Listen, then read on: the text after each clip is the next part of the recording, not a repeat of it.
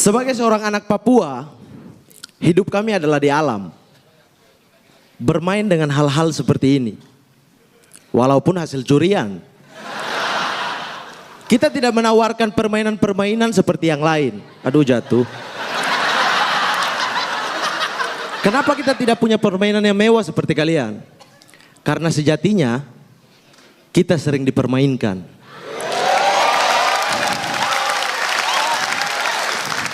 Selamat malam Balai Sarbini.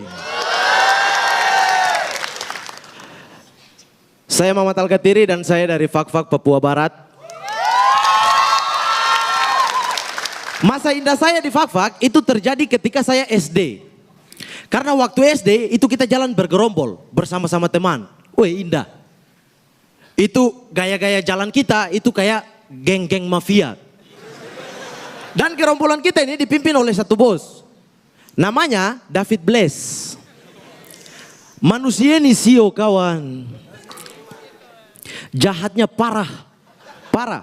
Coki Anwar tadi kalian pikir dia jahat kan? David Bless ada, Coki Anwar kincing celana. Manusia ini sangar sekali. Kita tuh terlalu takut sama dia. Saking takutnya main bola, kalau dia tendang out kita akan bersepakat kalau itu gol.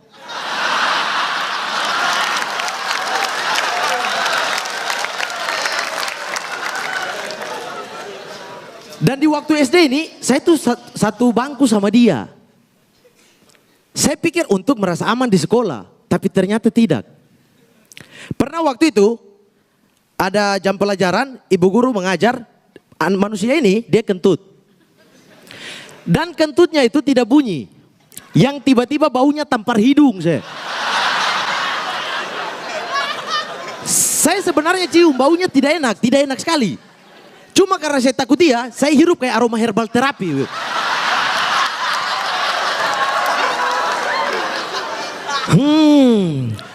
Serasa di padang kasturi. Akhirnya bau ini sampai ke ibu guru. Oh ibu guru marah. Ibu guru marah. Ini siapa yang kentut? Saya karena takut dia saya mengalah. Saya angkat tangan. Ibu saya. Kurang ajar sini. Saya maju ke depan, ibu guru marah-marah. Kau itu kalau kentut di luar, maaf ibu kelepasan. Sumbat.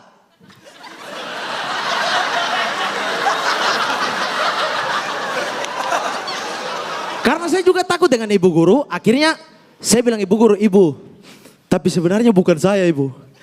David Bless yang kentut. Kau pikir ibu tidak tahu?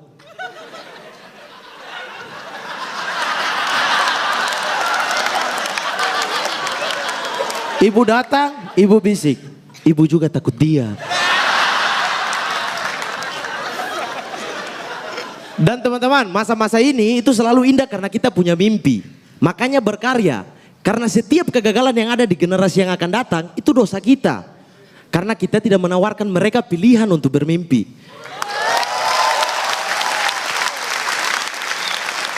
Ini terjadi di Papua. Zaman saya, semua anak Papua punya mimpi cuma satu. Jadi Boas Salosa.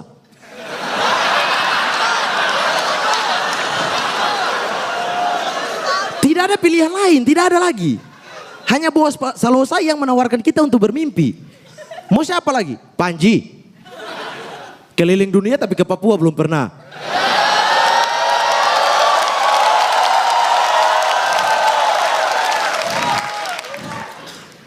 Dan Boas Salosa ini menjadi fenomena itu. Makanya itu salah satu momen paling penting dalam hidup saya adalah ada di panggung ini. Karena saya bisa menawarkan mimpi yang lain untuk mereka. Mungkin mereka tidak akan menjadi Boas lagi, tidak ingin menjadi Boas lagi. Mungkin jadi Ortisan Salosa. Atau endokrinologi itu. Sekian dari saya, wassalamualaikum warahmatullahi wabarakatuh. Muhammad Al-Katiri. Boas Luar Salosa. biasa, Mama T. Kayak gitu ya ternyata cerita waktu kecil kamu ya. Iya. Pantes dari tadi kayak bau kemangi kebakar gitu ya. Kemangi kebakar. Kan biasanya dikobokan. Ini dibakar. Aduh. Enak banget tuh Ji. Silakan Yaudah. komentar dari paman siapa nih? Kak Gita? Paman Indro silahkan. Mama, Iya om. bukan main ya. Aku lebih suka yang kemarin. Kenapa? Jadi bukan semata-mata kenapa lebih suka yang kemarin, bukan semata-mata karena bahannya, enggak. Aku mencatat di sini materi kamu tetap punya isi, punya bagus. Opening juga tadi bagus banget, openingnya bagus banget, cantik banget. Cuma ada cacat di belakang. Sekarang saya mau tanya, ini supaya kita dapat jawabannya. Yang saya mau tanya, sesuai nggak dengan tulisan kamu? Beda Om. Beda. Oke, bedanya di mana? Bedanya ada lanjutan di situ. Itu Sebetulnya. Tapi waktu sudah mulai. Waktu sudah mau habis, saya harus langsung ke punchline. Berarti sudah tahu kan apa kelemahanmu? Manajemen waktu. Oke, udah itu aja.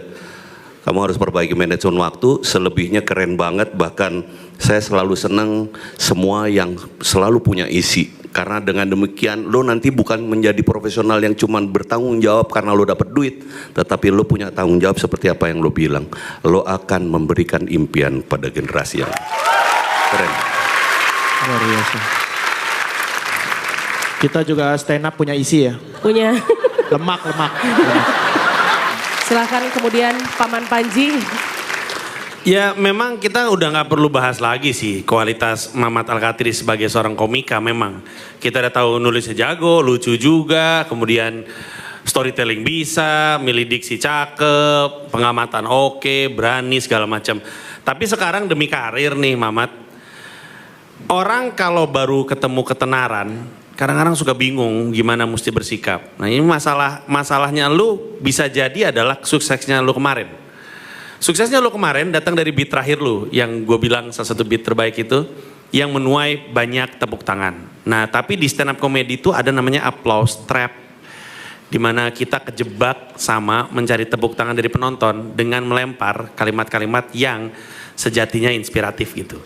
Kalau lo bikin show yang rada panjang, spesial gitu ya, sejam lebih, lu nyelipin kayak gitu nggak gitu berasa. Tapi kalau show lu cuma 5 menit, sementara lu dapat 3 kali tepuk tangan tanpa tawa, hanya aplaus doang, kan jadi sayang pertunjukan komedinya. Jadi gue tahu lu punya pesan yang besar, tapi hati-hati kalau misalkan itu yang kita gunakan terus karena itu ceritanya adalah sesuatu yang orang suka. Wah orang suka nonton Mamat karena inspiratif. Takutnya lu jadi yang terbuang adalah ketawanya daripada kita menuai tepuk tangan mending nuai tawa sekalian gitu. Pada level yang paling cemen itu stand up Indo waste yang kita ngomong sesuatu waste gitu.